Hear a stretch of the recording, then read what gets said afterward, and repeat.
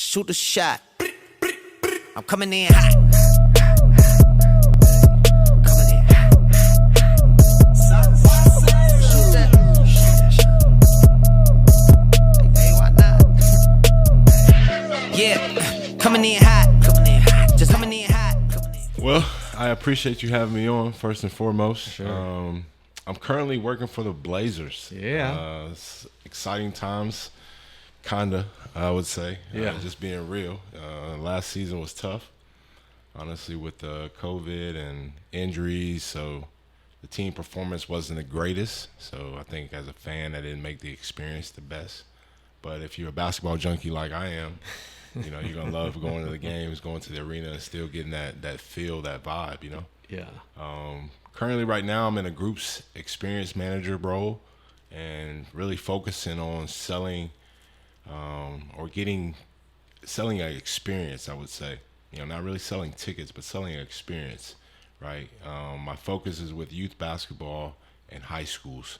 So trying to really focus on getting, you know, young kids, you know, a chance to either play a game on the court or come to a game, shoot free throws after a game, come to the game early to see the guys warm up, things that most people can't do, you know what I mean? And then obviously have the ability to sell full season ticket packages, partial season ticket packages, mini packages, suites, you know, whatever you need as far as it goes for Blazers. So that's kind of the role I'm in right now, and I'm enjoying it, learning daily, and it's a grind. So are you reaching out to schools when you're talking about like the experience? Like, how does that work? So right now, just reaching out to ADs, really to introduce myself, you know, and get to know a little bit about them, and then learn a little bit about the school, and then their programs.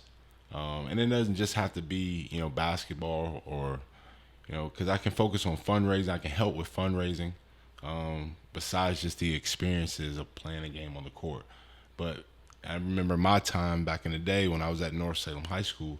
You know, we had the opportunity to play a game on the Moda Center. Well, back then it was the Rose Garden. Play a game, I think, versus David Douglas, I think it was at the time. Play a game on the court, you know what I mean? So the kids loved it. You know, how many times can they say they played on the same floor as back then with Brandon Roy and LaMarcus Aldridge, you know, and now Damian Lillard and Anthony Simons and Nasir Little, you know what I mean? So, yeah. You guys win that game? Yeah, we did. You always remember the wins. Who'd you play the next game? I don't even remember, honestly. Because that was, you guys were at state, right? No, so this was just a one-time, one-off deal. You know, just non-league game, and we went up there on a blackout day, so the Blazers weren't in town. So we played the game. We actually, the way it works is a team has to do like 150 ticket minimum. So they sell 150 tickets, right? To family, friends, people in the school, neighbors, whatever. And so the Blazers came to you, you're coaching North. Yep. And then it's like, hey, if you guys can get these 150 tickets taken care of, then that's what kind of unlocked that opportunity? Absolutely. Okay. Absolutely. And then we also, whoever buys the tickets gets to go to the game. Okay. The next time the Blazers play. You know what I mean? So it's kind of a win-win. Yeah. You know, your kids get an opportunity to play and have a memory of a lifetime, and then you get to go watch an NBA game. Has that, I mean, I'm a basketball guy, and I didn't realize that was an option. Like, that's always been a thing?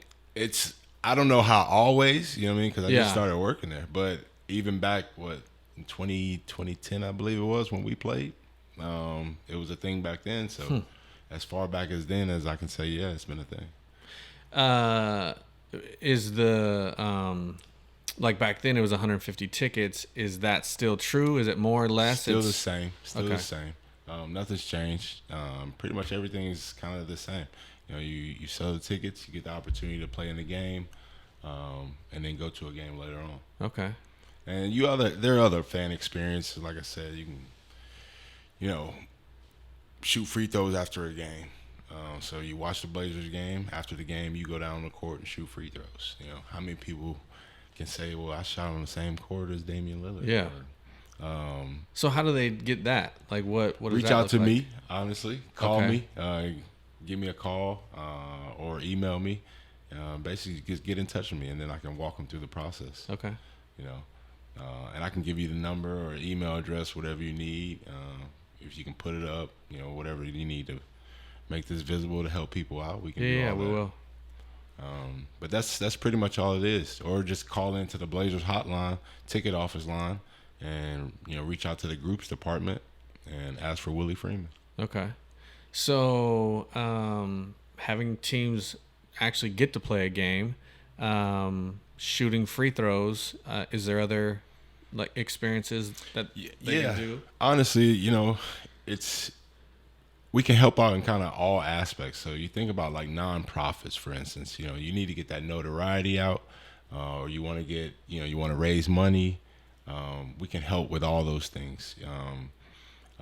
Add money to tickets, and you pump out the event as far as, hey, if you have a group of clientele or a group of people within your network, right, and you want to promote an event, and you say, all right, we're using this as a fundraising event, then we as the Blazers, we can add money on top of a ticket. And so everybody that buys that ticket, however much money we add on, 5, 3, 10, whatever dollar amount you decide to put on there, then at the end of the event, we'll write you a check. The Blazers will cut you a check.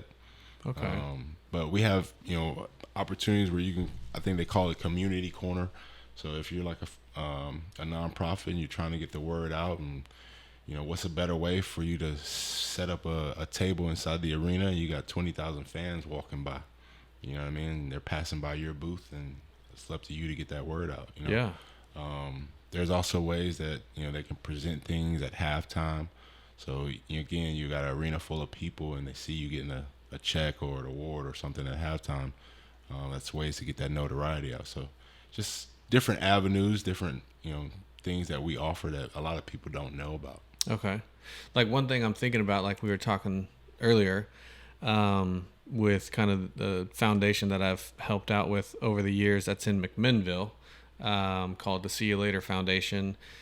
And Dame bought the Toyota dealership in McMinnville. And I know that they've had a little correspondence with trying to, because of that McMinnville connection, and I don't know exactly what that would look like or whatnot, but like if there was something like this nonprofit, their organization, is there a way if they were like, hey, can we do like player showings, or can they come speak, or is this mainly like at the venue?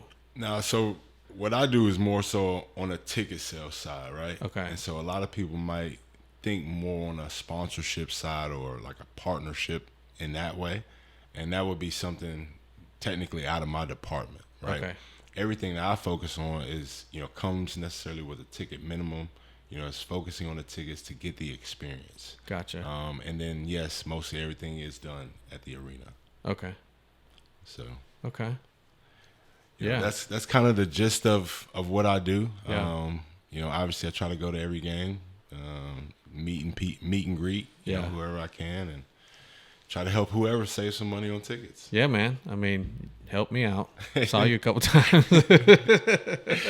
So appreciate that. no, absolutely. I appreciate you because you also sent me some other business. So that's what it's about. Yeah. Yeah. Actually, Gary and I were chatting about that, which we can talk offline about that later. For sure. So that's what you're doing now. Let's talk about your journey and how. I mean, I kind of know a little bit where you've been, but you were here, and then you were not here, and then you're back. I mean, go back as far as you want. And well, all right. So I'll tell you, I'm here now, right, with the Blazers. And then prior to this, I was coaching. All right. I'll take you far as back, I guess. High school. I coached high school. What was that? I can't even think of the years, man. I'm so old. This is back in what? 09, 010, or 10, 11. Coaching high school at North Salem High School. And before that, I guess I was playing professional basketball all over the world. So that's what got me here was coaching high school basketball at North Salem High School. Because I mean, I don't even know some of this stuff. Well, what are some of the countries you played in? All right, so professionally, I started out in Argentina, and then I went to Switzerland, Luxembourg, Uruguay, Israel, and then Switzerland 2 more times. Ended up winning a championship in Switzerland at the 2nd division, but most of my career at Switzerland was played in the 1st division. Okay. Probably the best country I would say I loved was probably Israel. Okay. Just being a follower, being a believer. Yeah. To read the Bible and then being able to walk in the same land is surreal, right? So to like go to Jericho, to go to the Wailing Wall, the Dead Sea, but they call it the Live Sea over there. To be in that body of water. I didn't get to go to the Jordan River, which I wanted to try to get baptized in. But Bethlehem, I went there. Obviously Jerusalem, went there. You know, just traveling all over Israel, man. It was kind of surreal. You know what I mean? Yeah, my dad's been over there a while ago. I've never been over there, but I mean, being a believer as well, I know people that have went over there, and like every single one of them has said like there's nothing like it. Like I can't even compare it to anything else. Like there's nothing like it. I compare it to like L.A. and New York all in one, right? Because you got your downtown, with your little skyscrapers and everything, but then you got your beach, you know what I mean, which is like clear blue water. But it's just perfect. I mean, it really is beautiful. I mean, people, when I say perfect, people worry about the war and things of that nature. Right. The various Scud missiles that are coming by, you know what I mean? But I was there, man. I lived there. So, you know, traveling on a bus, by car, you know, I did it all there. And yes, it was still some things that obviously a little terrifying. We even had a pipe bomb. Somebody threw a pipe bomb on the court one time. Really? It was crazy. You know, a security guard jumped on it, blew off his hand. But yeah, that's it's a little wild. You know, they had to postpone the game and stuff like that. But you know, dang, that security guard was committed. Took one for the team. Jumped on it, huh? Took one for the team, man.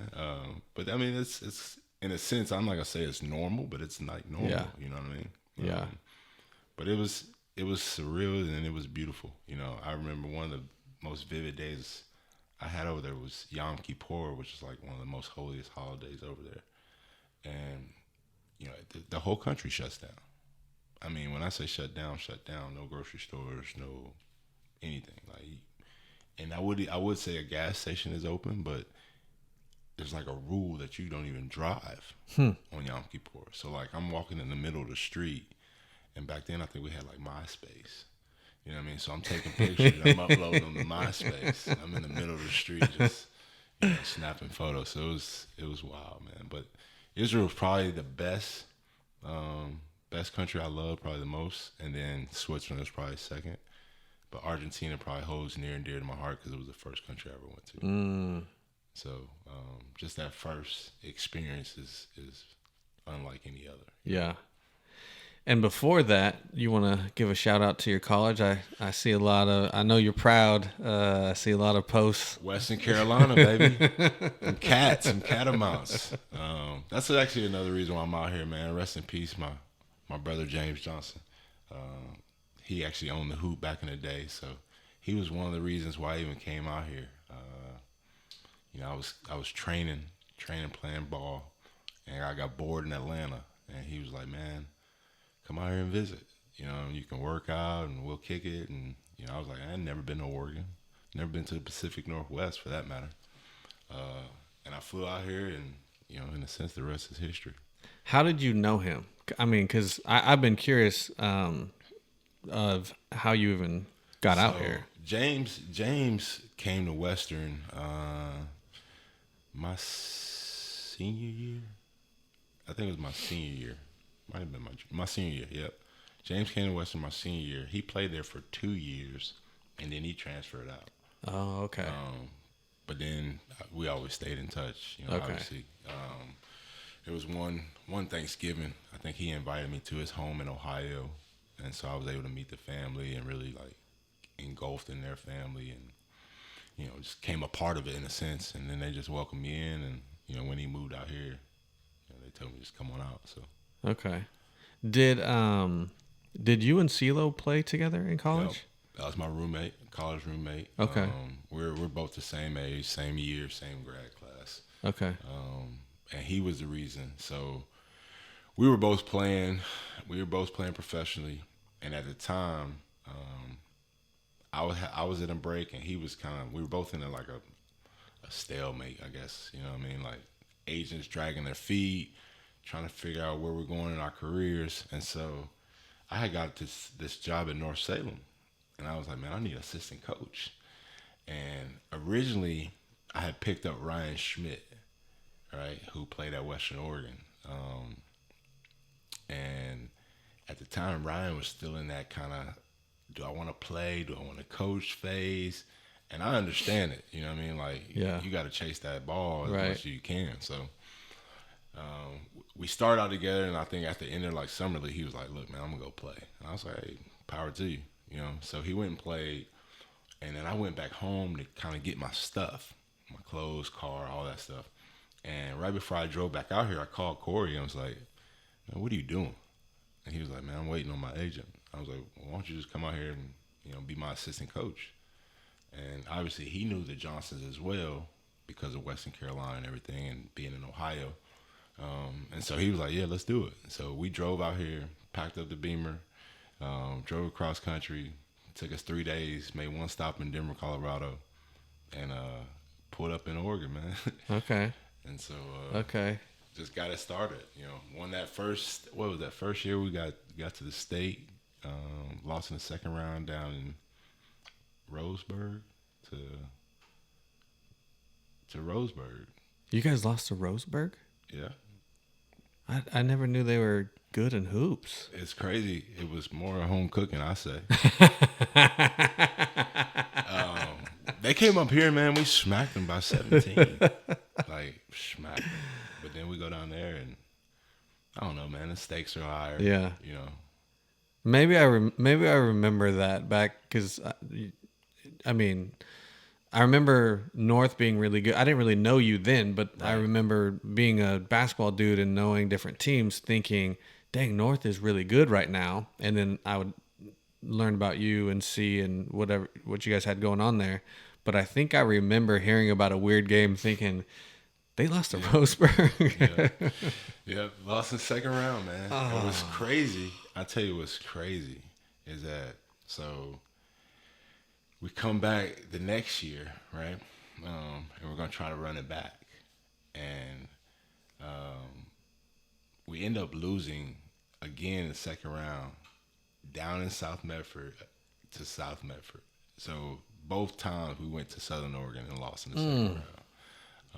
But the second year was crazy because I actually had an incident happen to me kind of right at the start of the season, right? So just coming off a Coach of the Year season, going into the second season, trying to run it back, my boy Kevin Martin comes out, and we go out and hang out, party. We're supposed to go to Vegas the next day.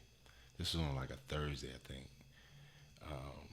Lo and behold, go out, hang out, have fun, make a major mistake.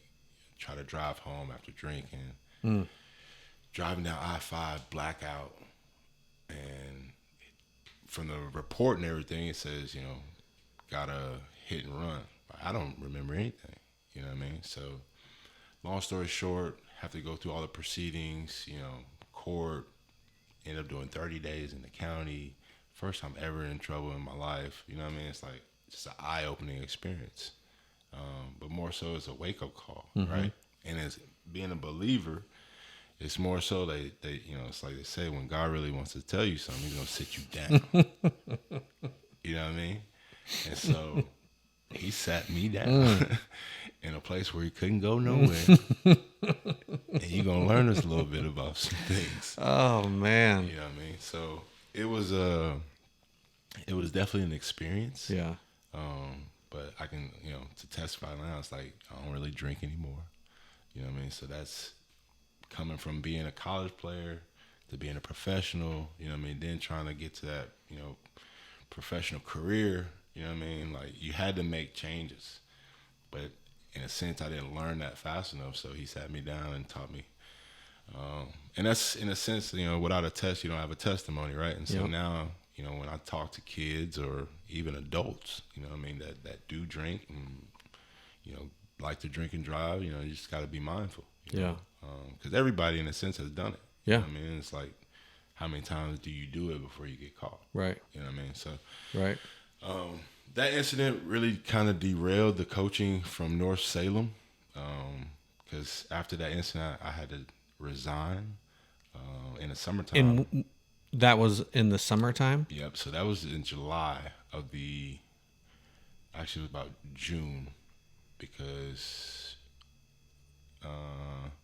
And that was after the loss to South Medford. Okay. Right. So I resigned. Okay. I resigned. Actually, I resigned from the basketball team probably right before the playoffs, because Ryan Schmidt. So Corey coached the first season with me, and then Ryan Schmidt coached the second season with me.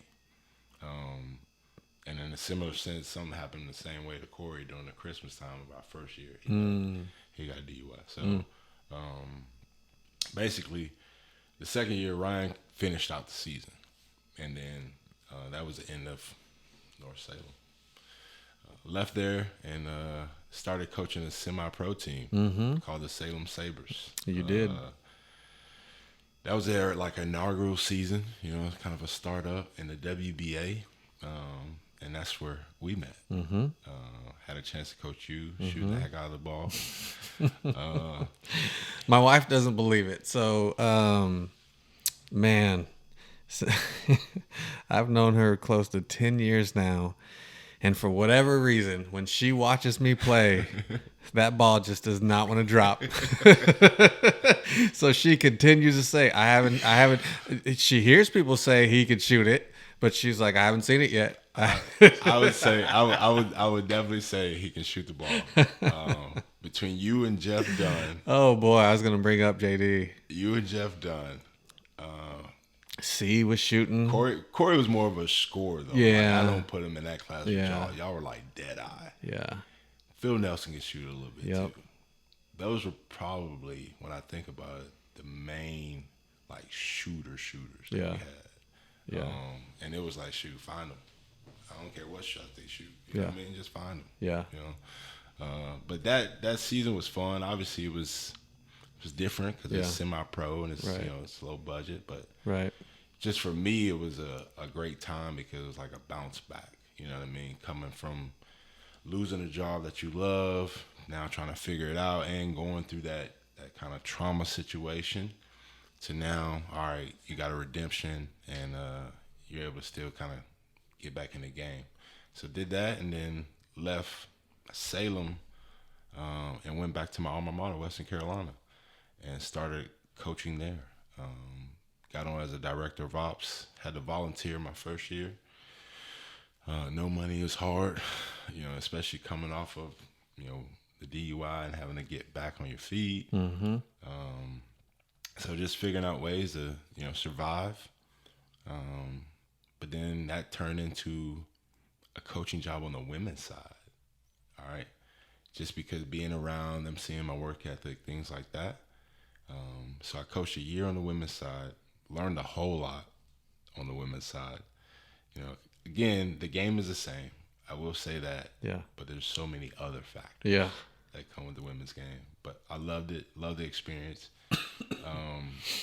Then that parlayed me getting a job back on the men's side, still at Western Carolina, for about 3 years. We got fired from there. And then the new women's coach that came in asked me to come back on her staff. And so I coached with her for a year, but she was at the tail end of her contract, so she got fired. Tried to apply for the jobs, thinking that you got head coach experience, but it's a lot of politics, and then they want people with more college experience, that type of thing. So basically didn't get hired. which was probably a blessing because my mom ended up with breast cancer and then she needed a hip replacement. So I went back to Atlanta, kind of stuck around and helped her out. And then had my son the following year, which I have 3 kids, 2 girls and a boy. But then after that, went to Lander University, a D2 school. I don't think I knew that. No, nobody really knows that because it was just 1 year. Okay. And then it was probably the hardest year because life hit me. My wife got tired of the coaching aspect, the lifestyle, the recruiting, the traveling, all that. 24/7, man. On top of having kids. Yep. And her being by herself. So she kind of gave it the move it or lose it type speech. And, she actually ended up leaving, coming back here to Oregon. And I finished out that year and basically told my boss, look, this will be my final season coaching. And now I'm here with the Blazers. And how long you been with the Blazers? So I'm coming up on a year here in July. Sweet. Any, do you want to coach again? Eventually. I think, it's a passion of mine. I know I'm good at it and I know I can make an impact. And but just right now with 3 kids, 5, 3, and 2, yeah. They're babies and I do want to be in their lives and, with coaching, it's very time consuming, Well, and with the Blazers, I guess you're getting both worlds. You get to be around the game, but in a different facet. Yeah.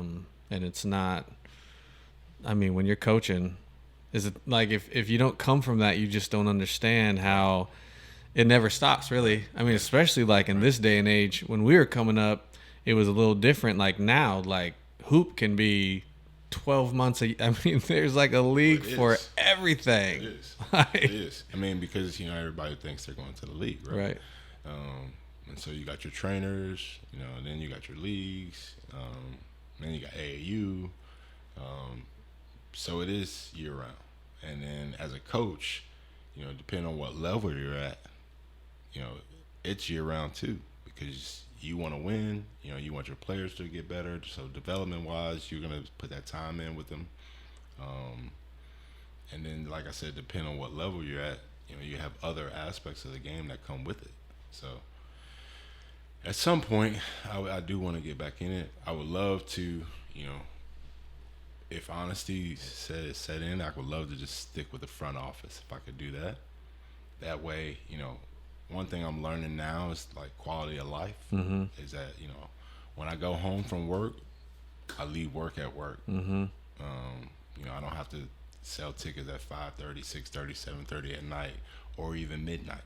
Yeah. When you were coaching college basketball, you could get a call at midnight that you got a drunk player or you got a player doing something stupid. Yeah. And you got to go handle it. Right. And so you never really turn off right. at that level. So right now I'm cool with the job and I'm enjoying myself. But eventually I think I do want to get back into coaching. Yeah. In college, was Kevin younger than you guys? Yep.